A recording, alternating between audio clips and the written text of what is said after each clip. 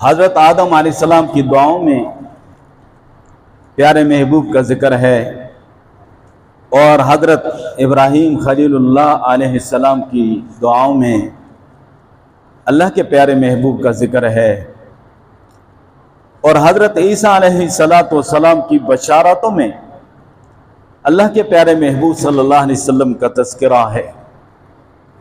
तौरात में और इंजील में अल्लाह के प्यारे महबूब सल्लल्लाहु अलैहि वसल्लम का तज़किरा है और आप सल्लल्लाहु अलैहि वसल्लम का तज़किरा और आपके सीरत तैयबा के आगाज़ बहुत पहले से हो चुका। इस हवाले से गुज़श्ता जुमे में मैंने आपके सामने चंद बातें रखी कि जब कुछ भी न था तो एक खुदा था और खुदा का इल्म में मुस्तफ़ा था।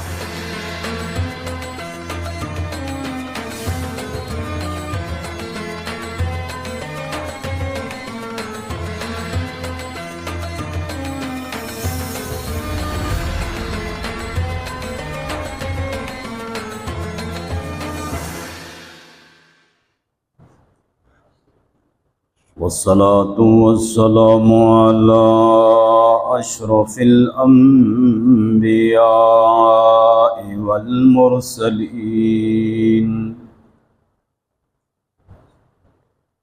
सय्यिदिना व मौलाना मुहम्मदिन व अला आलिहि व अस्हाबिहि व अस्हाबिहि त्वय्यिबीन त्वाहिरीन।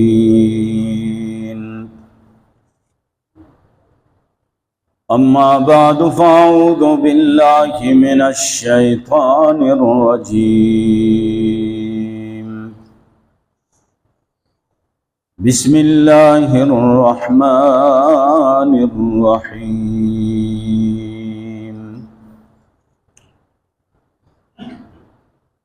वइज़ क़ाल ईसा इब्नु मरयम या बनी इस्राईल इन्नी रसूलुल्लाहि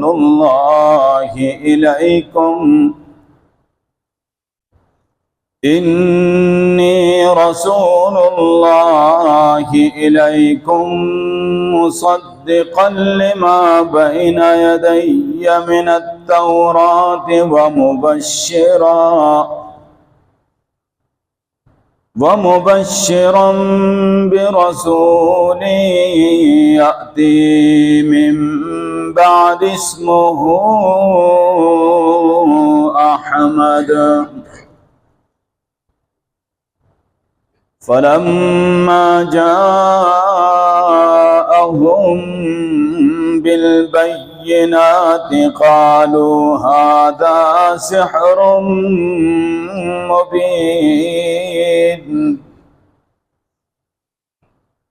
वक़ाल नबी सल्लल्लाहु अलैहि वसल्लम इन्नमा बुइस्तु मुअल्लिमा वलिउतम्मिम मकारिमल अख़लाक़ औ कमा क़ाल अलैहि सलातु वस्सलाम। सदक़ल्लाहु मौलानल अज़ीम व बल्लगना रसूलुहुन नबियुल उम्मियुल अमीनुल करीम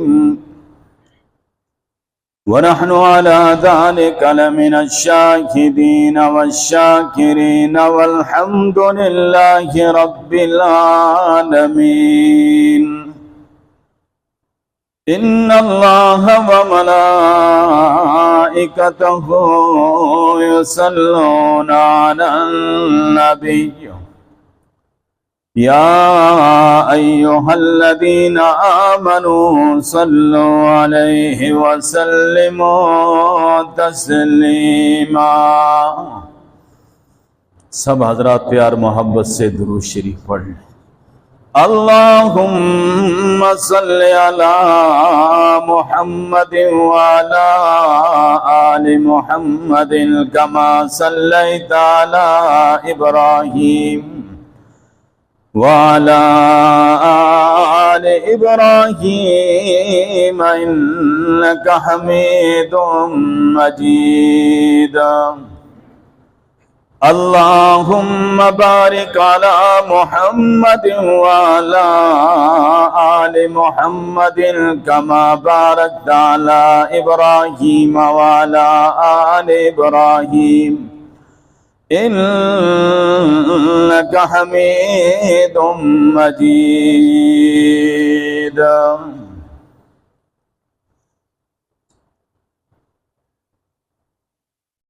مجلس عالم میں وہ جان بہار آ گیا مجلس عالم میں وہ جان بہار آ گیا بوٹے بوٹے پتے پتے پر نکھار آ گیا وہ شاخ گل پہ زمزموں کے دھن تراشتے رہے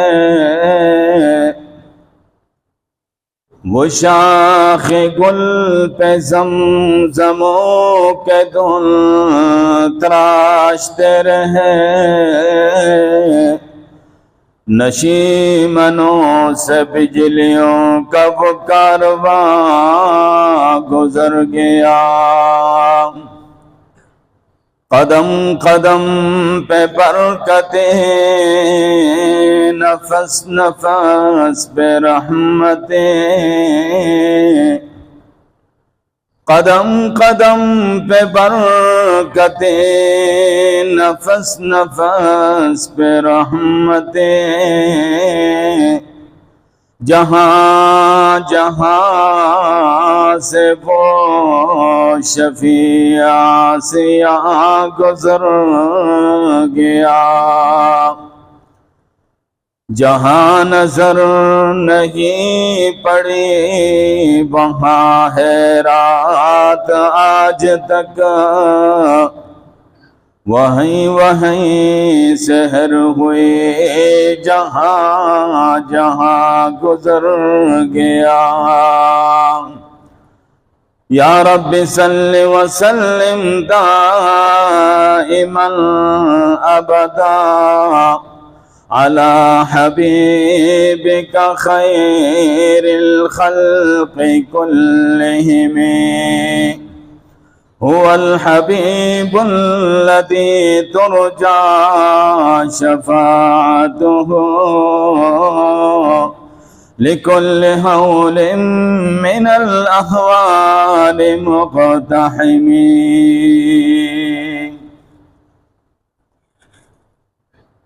نہایتی قابل صد احترام دوستو بزرگوں ماہ بہار ماہ ربیع الاول کا آغاز ہو چکا آپ سب کو بہت مبارک ہو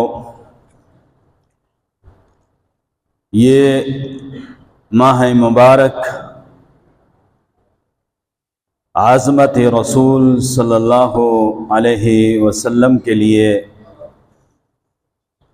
موسم بہار اور فصل بہار کی حیثیت رکھتا ہے اور جب اس ماہ مبارک کا آغاز ہوتا ہے تو ہر ایک مسلمان کے جذبات مچلتے ہیں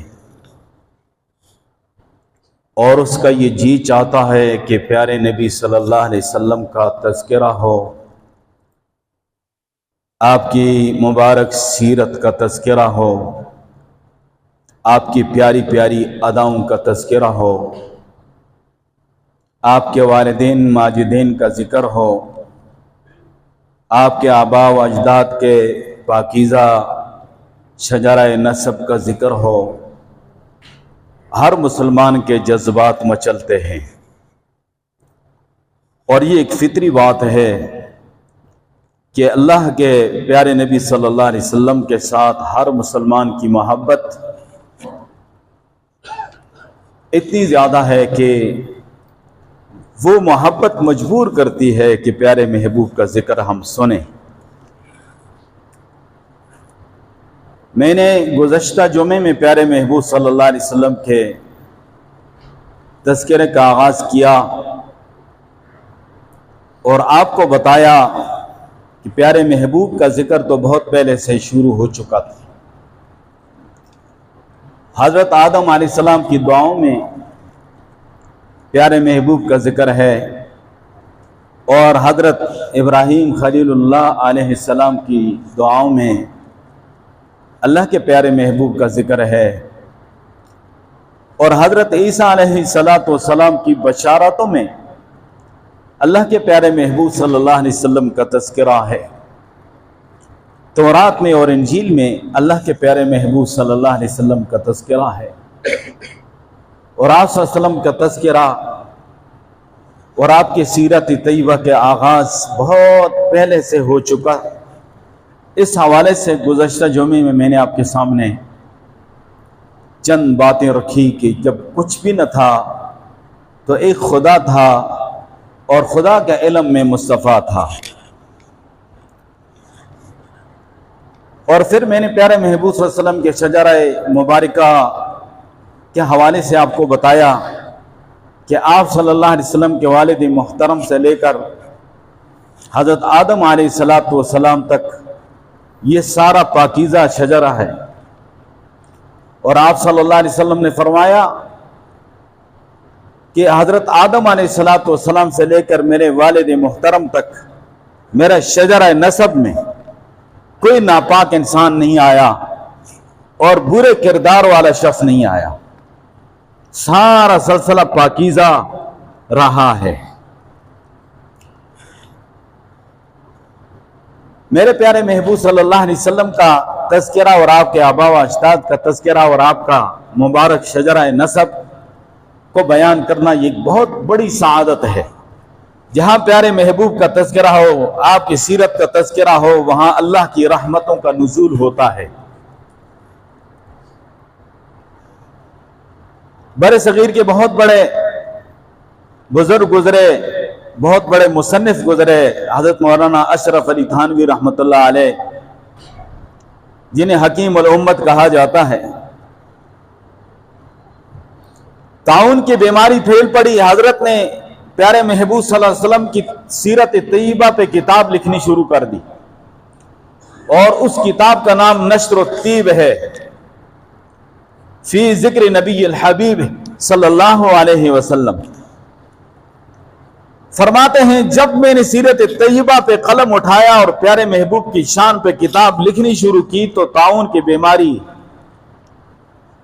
کم ہوتی گئی، اور میں پھر جس دن لکھتا تھا اس دن مجھے کوئی کسی جگہ سے فوتگی کی خبر نہیں آتی تھی کہ طاعون کی بیماری میں کوئی فوت ہوا ہے۔ ہاں اگر جس دن کسی وجہ سے لکھنے میں مجھ سے ناغہ ہوتا تو پھر مجھے کہیں نہ کہیں سے اطلاع آتی کہ اتنی فوتگیاں ہو گئی ہیں۔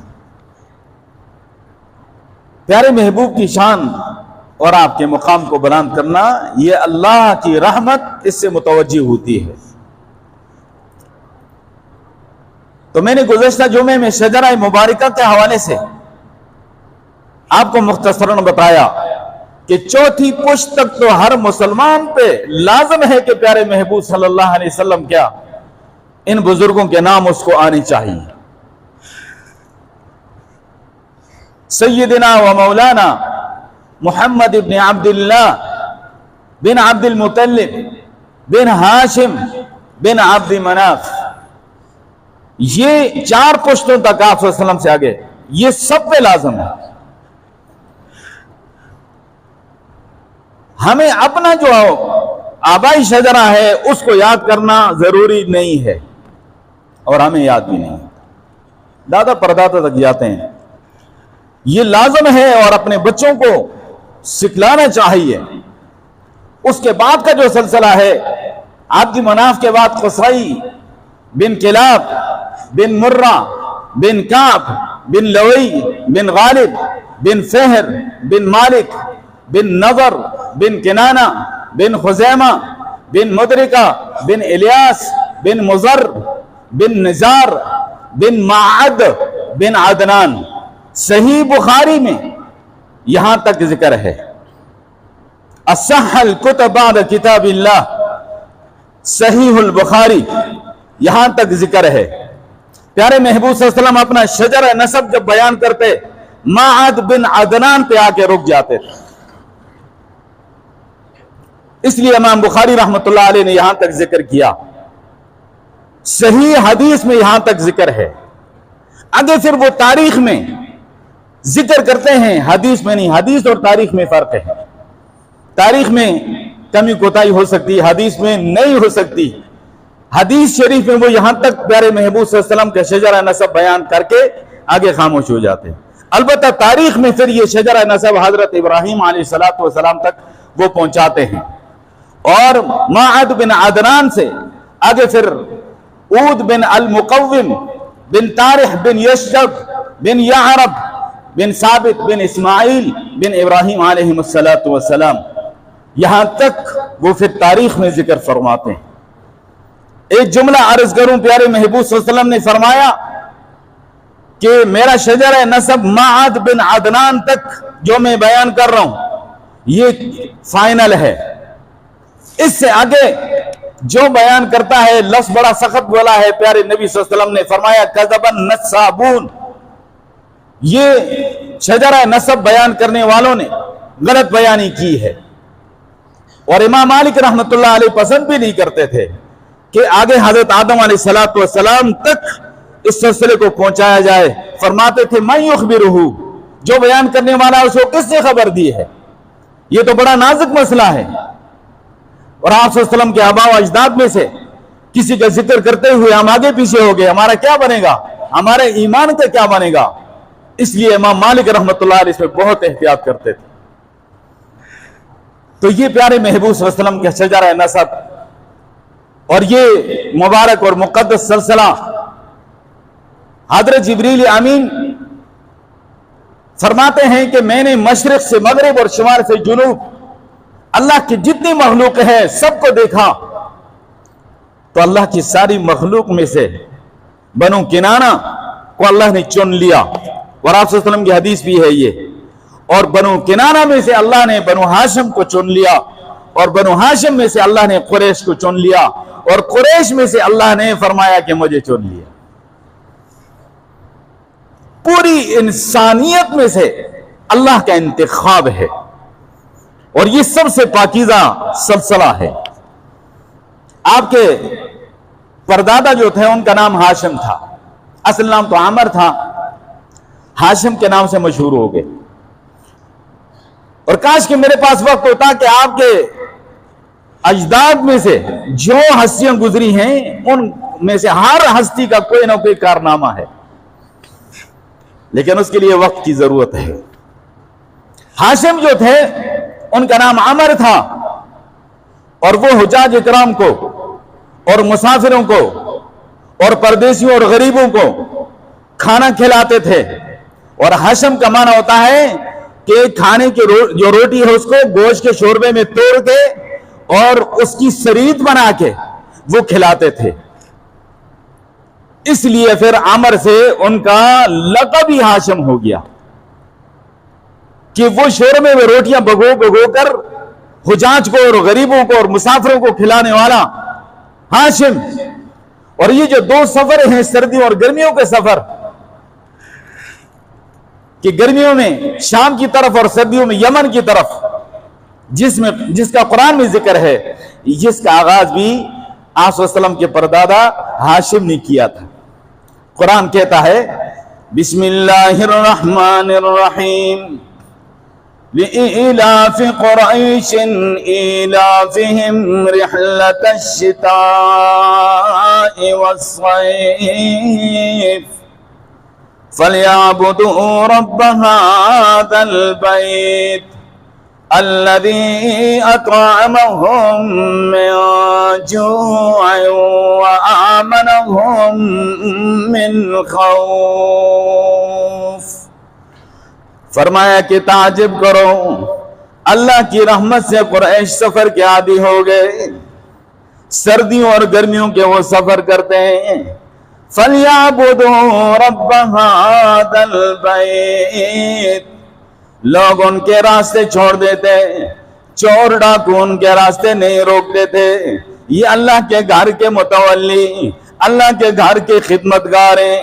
فرمایا کہ اس کے شکریہ میں چاہیے انہیں کہ فَلْيَعْبُدُوا رَبَّ هَذَا الْبَيْتِ، پس چاہیے کہ وہ اس گھر کے پروردگار کی عبادت کریں، الَّذِي أَطْعَمَهُم مِّن جُوعٍ وَآمَنَهُم مِّنْ خَوْفٍ، وہ اللہ جس نے ان کو بھوک میں کھانا کھلایا اور خوف میں امن عطا کر دیا۔ یہ بیت اللہ شریف جو ہے وہ پہاڑیوں کے درمیان اللہ نے اپنی قدرت سے اپنا گھر بسایا۔ سنگلاخ وادی ہے، وہاں کوئی زراعت اور کاشتکاری کا کام نہیں ہو سکتا ہے، سنگلاخ وادی میں رکھا ہے، اس لیے وہ لوگ پھر تجارت کرتے تھے اور اس تجارت پہ ان کا گزر اوقات ہوا کرتا تھا۔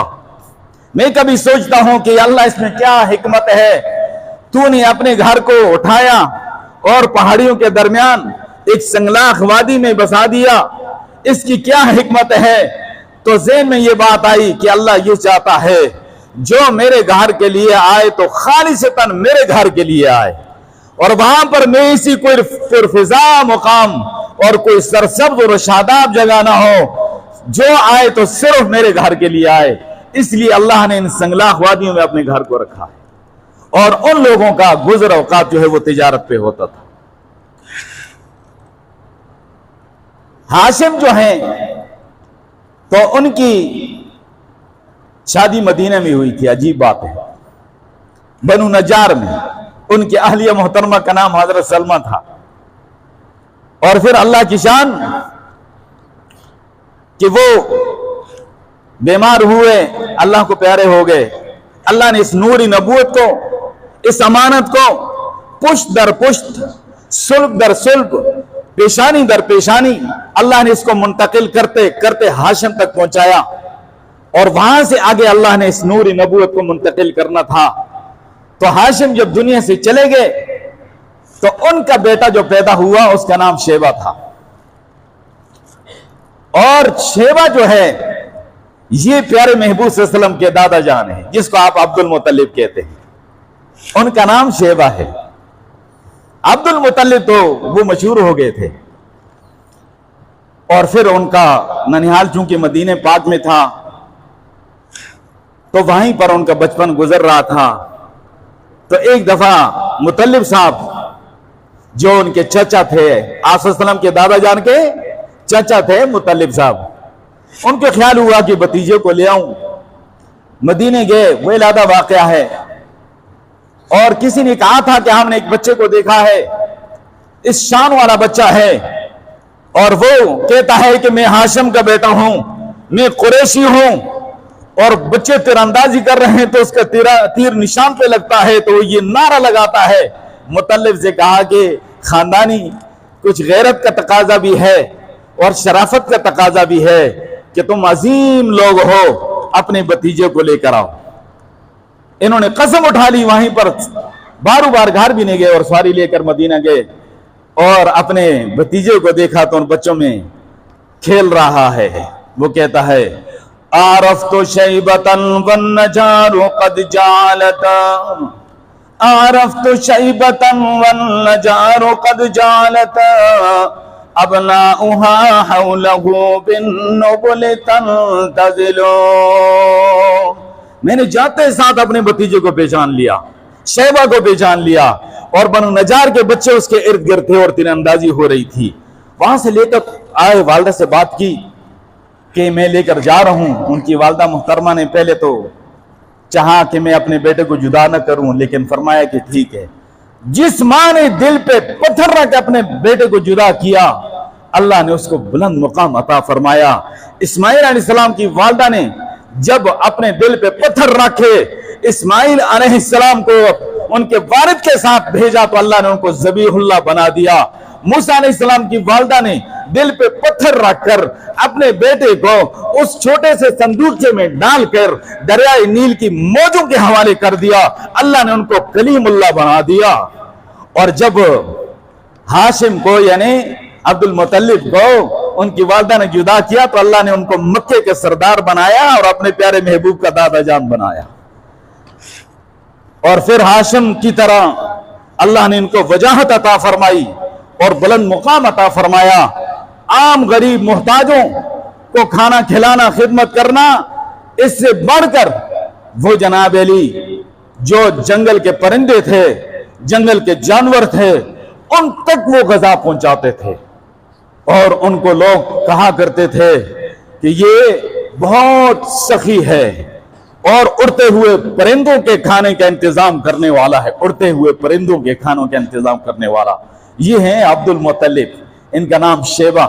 پیدا ہوئے تو پیشانی پہ بال سفید تھے، تو والدین نے کہا کہ یہ تو شیبہ ہے۔ شیبہ کا مطلب بوڑھا، ہاں، پیدا ہوتے ہی بال سفید دیکھے تو نام شیبہ تھا اور یہ لقب عبد المطلب ہے۔